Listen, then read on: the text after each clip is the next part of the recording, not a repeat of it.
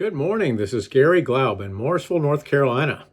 Today we are in lesson 46 of the Gospel of Matthew, and we're covering Matthew chapter 21, verses 12 through 22, and this one's called Judgments from Jesus. The Bible tells us in John 17 that Jesus did not come to judge the world, but to save the world. Up to this point in the ministry of Jesus, we have seen his emphasis on salvation. But in these first two events, after being acknowledged as king, we see two judgments by Jesus. Let's read this first passage. Matthew chapter 21, verses 12 through 17 says this. Then Jesus went into the temple of God and drove out all of those who bought and sold in the temple, and overturned the tables of the money changers and the seats of those who sold doves. And he said to them, It is written, My house shall be called a house of prayer, but you have made it a den of thieves. Then the blind and the lame came to him in the temple, and he healed them. But when the chief priests and scribes saw the wonderful things that he did, and the children crying out in the temple and saying, Hosanna to the Son of David, they were indignant and said to him, Do you hear what these are saying? And Jesus said to them, Yes, have you never read? Out of the mouths of babes and nursing infants, you have perfected praise.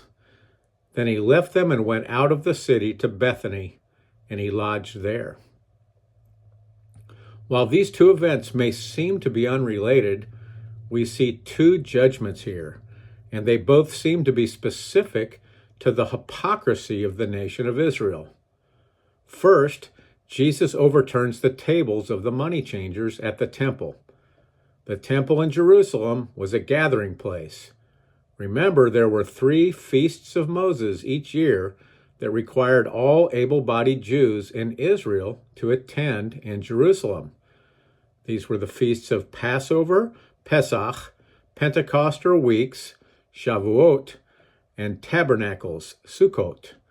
We know that Jesus was crucified at Passover and that he was acknowledged as king a little less than a week before Passover, a day we refer to as Palm Sunday. So it is very likely that Jerusalem would have been very crowded, with many arriving for the required Passover week. As Passover is centered around the temple, likely there were many people trying to monetize that festival week. This passage specifies the money changers and also those selling doves. In the sacrificial system, lambs would have been most necessary during Passover, just as much as turkeys are on Thanksgiving for us. But in addition, sheep, oxen, and doves also were key components in sacrifices. Doves were the sacrifices purchased by poor people, and usually poor women, who did not have the money to buy the larger animals for their sacrifice. Mark gives us this additional information in Mark 11, chapter 11, verses 15 through 17. It says this, So they came to Jerusalem. Then Jesus went into the temple and began to drive out those who bought and sold in the temple, and overturned the tables of the money changers and the seats of those who sold doves. And he would not allow anyone to carry wares through the temple. Then he taught, saying to them, Is it not written, My house shall be called a house of prayer for all nations? But you have made it a den of thieves. Notice that Jesus would not allow anyone to carry wares through the temple. Wares are items for sale. This behavior was not reserved for only the days of Jesus. Monetizing the Bible always has bothered me. At the same time, the Bible reminds us that we are not to muzzle the ox when he is treading out the grain. That tells us that even those preaching the word deserve a payment. But at the same time, the Bible should not be a get-rich-quick scheme. Attend a prophecy conference and expect to be bombarded with items for sale inside the church. Recently, I saw that a well-known Christian musician was going to be performing a concert at a nearby church. I went online to find out the price of the tickets, and they were almost $300 per person. Maybe it has been so long since I attended a concert that I'm just not in touch with the going rate, but that price seems like overkill to me. And it made me think that if the musician was only storing up treasures for earth, that their performance also would leave much to be desired. We also can see the human condition that existed in the days of Jesus that still exists today in regard to greed. But we can see the obvious contrast between the house of prayer that God desired in comparison to the den of thieves desired by the people. Jesus often is depicted in movies as almost anorexic. But don't forget, he was a carpenter and he was not working with power tools. Jesus certainly was no weakling. Overturning the tables of the money changers is a perfect example of meekness. Somehow, we seem to associate meekness with weakness, but these two characteristics are completely unrelated. Meekness is power under control, and a great representation of that would be a horse. There's nothing weak about a horse, but it is completely graceful in its power. Interestingly, the Bible does not tell us about a brawl that occurred after Jesus single-handedly went after these wayward vendors. Obviously, they were intimidated. Also, we should notice the righteous anger of Jesus. Just because it was anger does not mean it was sin. Many Christians claim the excuse of righteous anger when crossing the line. But there's a huge difference between the righteous anger of Jesus and the righteous anger of most Christians. Often, anger occurs when people are personally offended, and it is often about their rights. Notice that the anger of Jesus has nothing to do with him or his rights, but instead, Jesus is bothered because these greedy people are offending his Father. Everything that Jesus did was to honor the Father. We also should understand the timing of this event. Obviously, Jesus knows that the Jewish leadership will have him killed within the week. And his time is short, but Jesus also is keenly aware of the significance of Passover. The Jews had been instructed by God to celebrate Passover throughout their generations. And it is a remembrance of God removing them from slavery, taking them to a new land where they would be blessed. God accompanied them on every step of this journey for 40 years, as a pillar of cloud by day and as a pillar of fire by night. God did miracles for his chosen people. Their sandals did not wear out, nor their clothes, in that 40-year journey. It is very likely that the money changers were giving an unfair exchange rate, and at the same time, those selling doves to the poor people on their journey were also charging exorbitant prices. According to historians, Annas, the high priest, was responsible for this market along with his sons.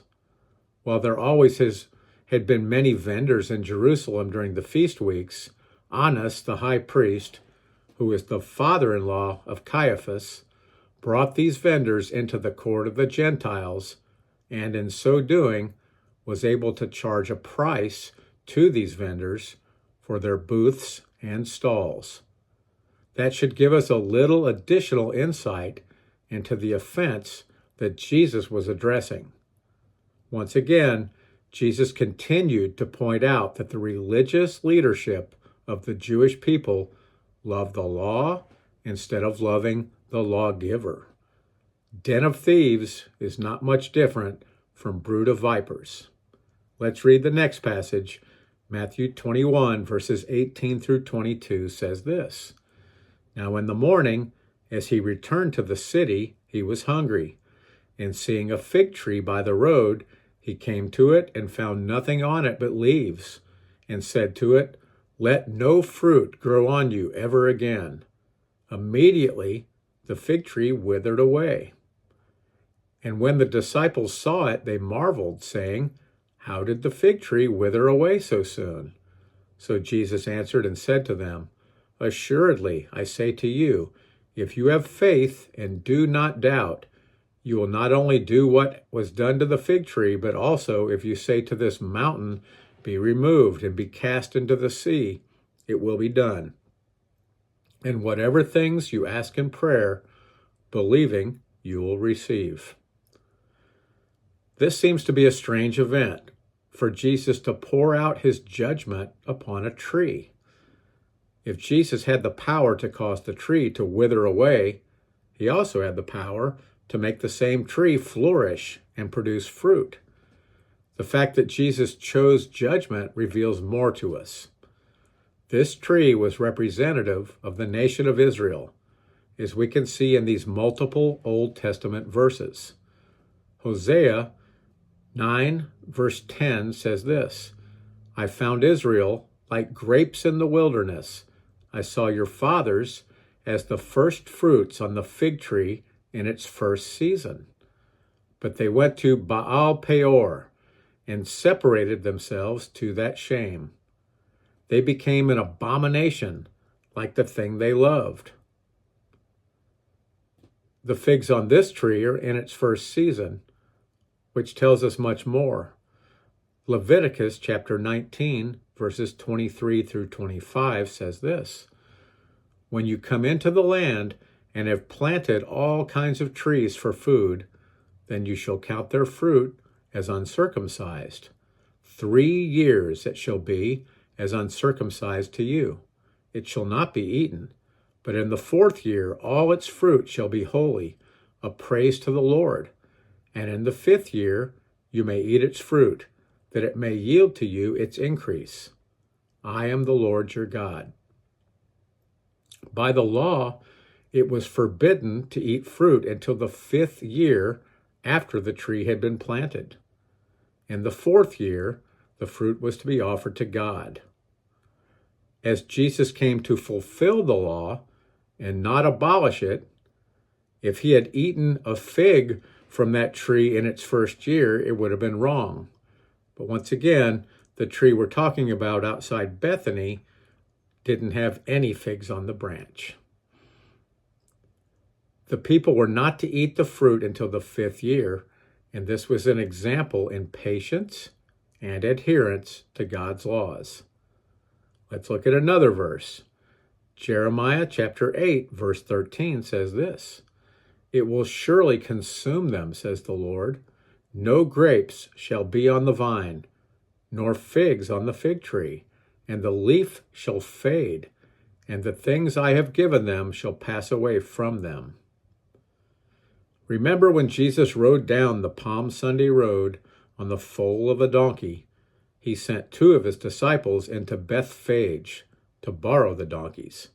As mentioned in that study, Bethphage means house of unripe figs. And in this passage, we see a tree of unripe figs. Interestingly, the town a couple miles away from Bethphage was Bethany, which was where Jesus brought Lazarus back from the dead and was also where he went to stay after upturning the tables at the temple. Bethany means house of figs in Hebrew, so I guess the figs had ripened there. Bethany also has a secondary meaning of house of affliction. Thinking back to Lazarus, that affliction turned into a miracle when Jesus came to town. The judgment by Jesus of the fig tree is significant, especially in the week before his death. Again, none of this had been a surprise to Jesus, but the people he came to save had turned their backs on him. The people of Israel chose to follow the Jewish leaders instead of the prophesied Messiah who had come to save them. How could they not have known?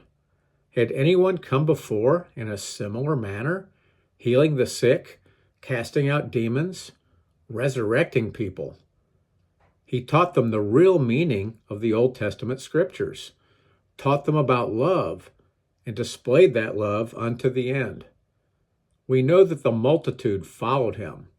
So many had seen Jesus, and everyone had heard about Jesus. How would they not have known? Just as Jesus judged the fig tree, the nation of Israel also had been judged.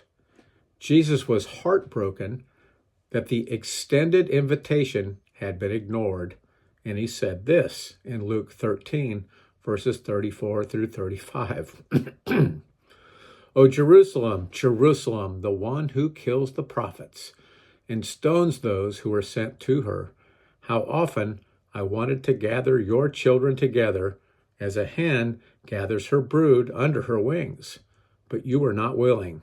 See, your house is left to you desolate, and assuredly, I say to you, you shall not see me until the time comes when you say, Blessed is he who comes in the name of the Lord. These chosen people whom Jesus came to save would be spiritually blinded, and that also is judgment. For if they could not see Jesus spiritually, they could not be saved.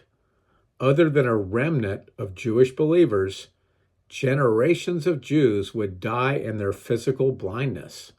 Once again, a time is coming when those spiritual blinders will be removed. Many Jews will see Jesus and will choose to follow him. We might be saddened by so many Jews who have died in their sins, but it is no different in the Gentile world.